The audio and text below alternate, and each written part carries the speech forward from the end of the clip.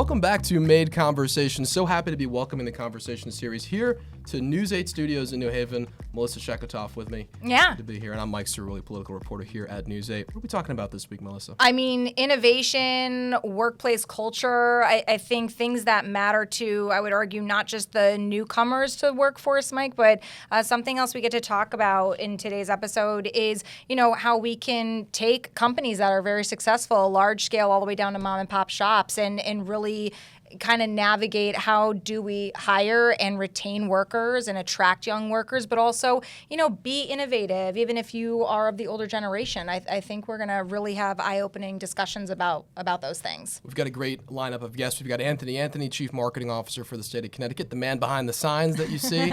We've got Jenna Grasso from the Connecticut Business and Industry Association. And we've got Jessica Dodge from Connecticut's Office of Innovation. Mm-hmm. We're going to talk about some big words with her. Like so many big words. AI, many much computing. Big words. So if those mystify you as well, then stay tuned for these conversations. Yeah, and we certainly are going to encourage you. This is just kind of a snippet. We get sort of a behind-the-scenes look in this podcast, which is really neat to have that opportunity of what you can also experience in person when we have the Made events, which is why we say Anthony is like the brainchild of this, because it's we start these conversations over podcast, but then you can go in person and meet these people in person and ask these questions very freely, and it's part of a really big conversation in Connecticut right now. And keep the conversation going on LinkedIn. We encourage you all to join there and to join us when we see you right back after this break here on Made Conversations. Well, we certainly can't talk about the Made series unless we have, I call him the man behind this whole vision of Made, the Chief Marketing Officer for the Office of Tourism here in Connecticut. Anthony is back. Hey, how did you feel like the first day went for Made, Anthony? There was so much energy in the room. So for me, the momentum coming out of that was palpable. And I heard that folks really appreciated the honest, open, transparent conversations. I mean, I totally dug the student panel. That was fantastic. I mean, they really gave us some unique insights. And we realized that generational differences is something that we all not only have to deal with personally, but more importantly, professionally. So I thought that was a unique perspective, and the governor, as he typically does, made it a lot more fun and palpable for everybody in the audience to be able to walk away with it. And it was amazing how many of the questions on that panel talked, yes, about affordability and the types of industries these students want to work in, but also about what the workplace feels like when they're there, the workplace culture. And workplace culture, corporate culture. It's such a buzzword, but it's a real thing, and you heard it palpably from those students talking about wanting to be given responsibility, talking about wanting to be mentored. You've been writing a lot about this, Anthony. I have, and so speaking about this not just from my time leading teams in state government, but also my time in the private sector. And so what was important from that day that we got out of it is that you have to be deliberate about these things. You have to be intentional. So you have to establish what your culture is, what your values are. But also, like, for example, I lead the statewide marketing and tourism team for the state. So in essence, in what we do, it's a creative environment. But even if we didn't codify what those values are and the culture are, by essence of the way I lead the team and I talk to them and we brainstorm and the way we work, that sets a tone for what the culture is. So really wanting to be focused on what those things are, like what those steps are and how we codify them and make them real, not just process, but how we talk about what we do and what we believe in. I think that's important. And it's not just, even if it's just young people, they want that. I think adults want that. I think, boomers, Gen X, older millennials like myself. There you go, right there. There you go. Older millennial. Point like that. But you're a younger millennial, by the way. And proud of it, by the way. But I do think, back to your point, Anthony, where you talk about generational differences. I think we're not living in the time so much. I mean, as you mentioned, affordability totally matters and making a good paycheck, right? But I think that there's more that matters to the upcoming generation of workers. And I think that culture in the office matters. I think when you have a seat at the table as a young worker, even if you have, maybe an older generation who's running your company and they're putting in the time to hear what you're saying, or they're putting in the training to bring innovation, for example, they're meeting you where the world is going. It makes a big difference, and I think that makes it more attractive to work there. It's all about feeling valued. And it also, we were talking about culture before and whether you codify or you don't codify. I think what that does is that gives people certainty. And I think as humans, we just crave certainty. Yes. And we crave wanting to have a sense of belonging. So being deliberate about that, making sure that people understand how they feel part of an organization, that is important. That's critical. And I think we heard that not just from our college students, but our CEOs. And talking about workplace culture, every workplace has a culture. Whether or not it's intentional is exactly, another exactly, question. whether they like it or not. Yeah. And one of the things I heard from those students was they want the feedback, yes, they want the mentorship, but they also want some level of trust to be able to run with ideas of their own, to take initiative. And I think that plays well into what we'll be talking about at our next Made series, which is innovation. Absolutely. And sometimes innovation takes the form of top-down. We're adapting a new technology. We're going to implement AI throughout our workflows throughout the day. But sometimes that innovation is bottom-up, right? How do you build a culture inside a workplace that, yes, is conducive to top-down innovation, but also to innovation from the bottom up, from the folks that are on the ground every day? So I'm going to give you an example from my world in the team and how I try to lead a team. It's 2 words, and you talk about, it's not about buzzwords, but I'm going to throw buzzwords out because that's just the kind That's of just who nerd you I am. are. It's cool. We love that about you. Elevate and empower. So I think you start actually with the empowerment. You give people the opportunity to not only bring ideas to the table, but also go out and implement them. So that's really giving them the chance to step up and step forward, and empowering them, giving them the opportunity to actually run with it and fail fast. I mean, I think that kind of like run fast, break things mentality, that it's not just a Doge term these days, Jeez, yeah. but I think it is something that comes from small, nimble organizations that are trying things, and you learn by failing. So in this case, empowering people to make mistakes, and it's okay to make mistakes as long as you're learning from them. That's key. And I think, too, Anthony, something else that you've touched on as well, like when we talk about empowerment, I mean, that comes from a leadership standpoint. I mean, you have to have, when you talk top, bottom, Mike, I mean, you have to have, I think, an open-mindedness to really lead and also be willing to not really fail so much, but to be open to, okay, maybe this wasn't an idea I had, or maybe this isn't the way our company always ran, but that's okay because of this new idea, this new innovation, whatever it may be, will bring us to a new level of success, or will bring us up to speed with where the world is today. That's a big deal, but it's a risk, and that's a leadership risk that people take. And that is a leadership risk, yes, and I think that has to be something that's baked into culture. So bringing it back full circle to what we talked about from the start, whether it's somebody coming into an organization that already has a culture, or somebody who's starting an organization from scratch, that startup mentality, you have to be intentional. If that's something that you want to have that empowerment, bake it in. But if you're a leader and you want to make all the decisions yourself, also bake it in, but also realize what comes with that. Give me a quick example of someone who's doing this right here in the state of Connecticut. Ooh, that's a great question. You're making him sweat. No, I just sweat naturally. You're standing in front of pizza ovens all morning, yes, so this is true. We'll bake that It's in the for thin, you. crispy, chewy, and charred Yeah. sweatshirt. I think a great example of that is Athletic Brewing. They're a company that I used it as an example in our thought leadership piece, but also they're a company that I've worked with and seen the great things that they're doing. Bill Schufelt starts out with all new hires, and he gives them, he sits down with them and gives them examples of what the culture is and why it's important, but also in working with their marketing and communications team. I'm working with managers, not just CMOs over there. And the fact that somebody in DACD and working closely with the governor's office is working with somebody at that level, that shows the trust and empowerment that they have. Right. So I think Athletic is a great values-driven organization. Anthony, that's all the time we've got, but thank you so much for coming on and sharing your thoughts. And coming up, we're going to take the view from the ground level of someone who's speaking with a lot of these small businesses every single day, Jenna Grasso from the Connecticut Business and Industry Association, when we come back on Made Conversations. And welcome back to Made Conversations. Happy to be joined now by kind of a capital power player, Jenna Grasso, a public policy associate at the Connecticut Business and Industry Association, CBIA, a big player here in the business world. Jenna, welcome to the show. Thank you for having me. So I want to know, we had the first Made series up at Rensselaer Field, a lot of fun, a lot of folks, and great conversations. What was some of the feedback you heard from your member organizations after that? So we continue, and this was really heightened by the event, but we continue to hear that attracting and retaining talented employees is really central to the growing business community. A thriving workforce is really the backbone of Connecticut. Our advantage is our employees. So that's something that we really continue to hear, and we will continue to help businesses strengthen. What are you seeing from the ground level? I love how you say that, Mike, because it's true. I mean, CBIA is such a key player in this and really sort of navigating, gauging how we're doing. We know the governor's talked about this so much, is not only attracting young people back to the state, but retaining our graduates here. What are you finding are sort of the successes and where we maybe need improvement in some of our places of business? So I totally get it. Myself, I am a young professional working in Connecticut.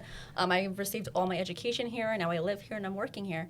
So we really hear that public-private partnerships are really critical to maintaining young, talented employees here. So whether it's Electric Boat or the Bead Company, this is really critical to allowing these young folks to access resources that they need to be successful in the state while living really busy professional lives.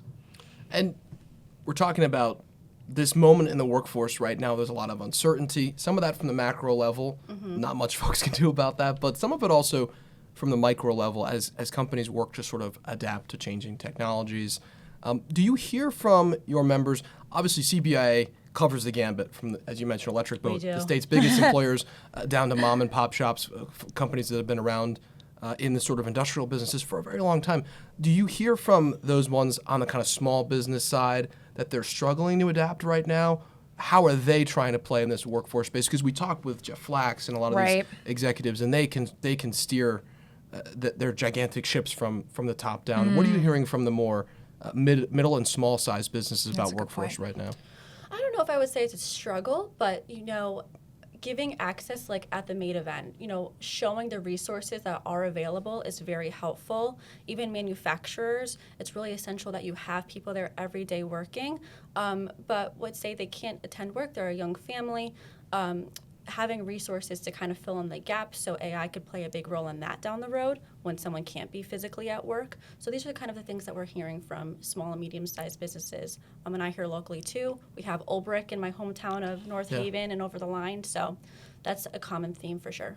I'm also wondering too, I've noticed in recent years that when we have like job fairs or things like this, more and more parents of middle and high school kids show up. And I don't feel like it used to be the case. I don't know if it was like that for you, Mike, but I feel like I was not at any job fairs in middle school. Well, but that's what I think is really interesting is I'm finding that's becoming more of a trend in Connecticut. And I don't know if you are finding like with the different businesses that go to these events, if they're finding, where kids want to actually figure out, they don't want to go to college undecided. They want to figure out what that path looks like before they either go to college or they do a gap year or they go to an internship, whatever it may be. Are you finding that you're trying to attract even as young as middle school to just kind of get the wheels rolling? Strengthening workforce pipelines is critical to a strong business climate, and I think that's great that parents are supporting their children as they're exploring different avenues. So we work with our affiliate Ready CT, and they're really helpful with coding from an early age and the first robotics program, and we see parent involvement, which is really great, and it helps kids gain the confidence to figure out what their passions are. I wonder, Jenna, you work at the state capitol, you talk with legislators every day. What are some of the questions you get from lawmakers that they want to know what you're hearing? We want to know what you're hearing too, but what questions do you get from lawmakers about the changing workforce? They want to hear the kitchen table issues, the stressors that people feel at home. Many legislators, they are very connected with their constituents, but they want to hear from us because we are talking to the business community and parents every day. So they want to hear what jobs are available and what they can do to make their lives easier. And what do the member businesses at CBIA want to know about the legislature? The member businesses they hope that the legislature will help advance policies that help them provide their employees the resources to thrive. So whether that is tax credits for businesses that pay for their employees' student loan payments, whether that is the tri-share model, which helps split the cost of childcare between the state, the employee, and the business. This helps us keep an open line of communication. Yeah. I also am wondering too, Jenna, I know where our studios are located. We cover a lot in Bridgeport, and we were just talking about this very cool success story of, bringing job opportunity into education again.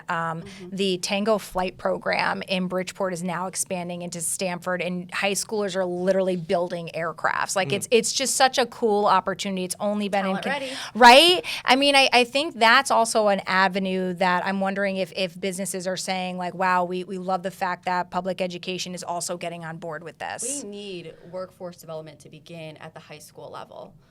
It's great when, post-secondary education, institutions of post-secondary education are critical to workforce development, but we can't wait until then. It has to start at the high school level. And ReadyCT, our partner, is great at advancing that. Jenna Grasso, really great insights. Thanks so much for coming on Thanks here. for having me. Appreciate it. We'll be right back with more on Made Conversations. And welcome back to Made Conversations. We are so happy to be joined now by Jessica Dodge from Connecticut's Office of Innovation. Jessica, Office of Innovation, you deal with a lot of big concepts, quantum computing, artificial intelligence. Give us all a primer on what the Office of Innovation does, and then we'll get into some of those very big words. Absolutely. Thank you so much for having me. Our Office of Innovation is really designed to keep our earliest companies, our scaling companies, competitive in their field. And what we do is we provide programming, we support initiatives that are really designed around the 4 things that we know all companies at all stages of growth need, and that's access to talent. We talked about workforce is big. Access to capital, many of them need to find routes to fund whatever this innovation or the concept is that they're building to grow and scale. Mentorship and technical assistance is really important. So there's a lot in the way of developing a business and building innovation where you don't know what you don't know. And so we focus a lot on that as well. And then the last thing that we spend a lot of time doing is building a sense of place and community. Connecticut, to its advantage, is a small state. And so what we really try to do is embolden our startups and our scaling businesses to really find a sense of community as they grow their innovation. Entrepreneurs are kind of amazing humans who need a lot from one another. So redefining place in the space of innovation and entrepreneurship in the course of development nice and early. When you said you don't know what you don't know, I don't know if your mind went there, but can we talk about AI? Can we talk about artificial intelligence really quickly? Because I feel like if there's something that, I don't know if you're hearing it too, Mike, but one of the things that I hear so much is how do we adapt to this sort of unknown, if you will. I mean, it's really come into fruition in schools and businesses, and I'm wondering how you've been navigating that, Jessica. So it's very interesting. I navigated at work, and then, my preteen at home is like, oh, that's very AI, So there's a lot of that even in the schools. Artificial intelligence is really significant, and I think the first thing we have to do is kind of take the scary out of it. It's a really impressive, comprehensive leap, and it's not innovation that's coming. It is very much innovation that is here. So in Connecticut, we see a lot of the ways in which companies and startups, by the way, are the best at adapting and sort of emboldening themselves with new technology. So AI is at the forefront. And when we look at skill development, our more mature companies are adapting and they're evolving to use AI as well. So that's going to be in the fields of healthcare diagnostics, as an example. We're talking about elements of climate change and evolution, so maintaining conditions that we can start to see trends over time. And then there's this concept of generative AI, which is really exciting, in which what it's doing is it's taking data, it's taking real current information, and it's evolving it in its own sort of diagnostic way to be able to create new content that's already digested that information, just like a human brain would do, in an efficient way. I would argue all day long that artificial intelligence is not scary. It's really exciting when we try to find the right ways to pull the levers in various industries to use it to our advantage. Smarter, not harder, right? Interesting. Talking about applications of AI in the workplace, there are the things that we read. If you read business news or watch business news, you hear kind of about, okay, you use a language model to refine a pitch deck, right? That generative AI, the healthcare tech, applications that are available for advanced diagnostics and even finding new medications and formulating new medications. I wonder if there have been any applications for artificial intelligence, maybe in manufacturing or a field people wouldn't quite think of as being open to that sort of change, that have surprised you, that you found to be particularly interesting? Oh my goodness, great question, because I think that's the nature of the beast here, in that AI can be a standalone industry without a doubt, but the applicability of it in all industry is real. Manufacturing is a great example. You're doing things over and over and over again in a process-oriented way. Finding a way to do that and build efficiencies in, artificial intelligence is a great tool to use that. We talk a lot about, especially in the space of workforce, the robots are not coming to take our jobs, but the people that have opted not to use artificial intelligence or other technologies, because there's plenty of other ways to build efficiency, it's the people that have not leaned in to take advantage of those and continue the skill development inside of their workforce. Those are the ones that are coming to take the jobs, right? It's Right. the people that have Yeah. adapted and are nimble and agile. And that continues to impress me about the workforce, in particular around Connecticut and those industry sectors. Let's talk about another big word that often elicits some fear, which is quantum computing, right? If you Yeah. read, kind of, if you are familiar with this, the mainstream reporting on it speaks of like a 0 day when they'll figure out quantum computing, and like everyone's emails will just be, the encryption systems that we have now won't work, and satellites are going to fall. It's like Y2K almost. That's one popular narrative about quantum computing. Yeah. I'm assuming you have a more positive narrative to offer about that. If I could get excited about artificial intelligence, quantum computing should get us infinitely more excited. Specifically here in Connecticut, we have the leader in quantum computing in our sort of boundaries as a state, right? Yale has just really led the charge. The partnership that Yale in particular has made with the University of Connecticut to develop quantum CT is genuinely exciting. Quantum computing is going to take a lot of the things around elements of data confidentiality and security. It should make us feel good about that. The financial sector, tremendous amounts of confidential data. Quantum computing solves for a lot of problems as it relates to those security risks and elements, just as one example. Pharmaceuticals is another example. We do a lot in the space of biotechnology here in the state of Connecticut, and specifically in the region of New Haven. The ability to use quantum computing in an effort to better serve your patient, or the way in which a medication may positively or negatively impact their long-term health. AI is cool. I love seeing what I would look like with, different color hair and eye color. Not to minimize it at all. It is truly amazing. However, the potential of quantum computing in Connecticut should be very exciting for all of us. And when you talk about security, the other thing that I was thinking about is cybersecurity. And I think that even in the last few years, it feels like, Jessica, more and more places are hiring people specifically to be cybersecurity experts to make sure we don't see what we've unfortunately seen, not just in Connecticut, but all across the country, breaches in banks, hospitals, what have you. Are you finding that cybersecurity is also kind of an exciting opportunity and something we never really had to tap before? Absolutely. I think it is really important to sort of loop back to the beginning, right? In workforce here, curriculums inside of our university systems are adapting for the needs in those kinds of spaces. Coding as a standard course of study is not crazy any longer. And so we continue to find this evolution in bringing up the new talent to fill those jobs and to see those opportunities. And that, again, brings it back to skilling our talent properly, right? The ability to continue to learn those credentials and to work to be adaptable is really key. Cybersecurity, top of that list for sure. Jessica Dodge, I know we're going to see you next month at the Yale Innovation Summit and talk about those unknown unknowns, make them more known. Thank you so much for being here. Thank you. We'll be right back. And welcome back. I'd like to see them make an AI Mike and Melissa. It would be... Actually, let's not give them any ideas. No, I was going to say, I don't know. I mean, you're in the unknown knowns. I love that. That was awesome. That was fantastic. I have to be honest, I feel like a lot of the times, and I'm sure you hear this too, Mike, there's so much sometimes of, speaking of unknowns, people who feel like, that things are scary. But I felt like in talking to the professionals we had today, I would feel very motivated, very empowered, very excited, even especially at an employment level. I think employers should be pumped about the next generation and hiring. Yeah, and to kind of connect our conversations together, we were talking about buzzwords with Anthony, we were talking about workforce and culture with Jenna, and we were talking about some very high level topics. Quantum computers. I think love it. One of the things in culture is the ability to ask questions and not be like, have to preface it with, this is a stupid question, but I want to know about it. Yeah. With folks like this, you can ask them the questions from the novice perspective, from the industry expert perspective, but not necessarily familiar with something else.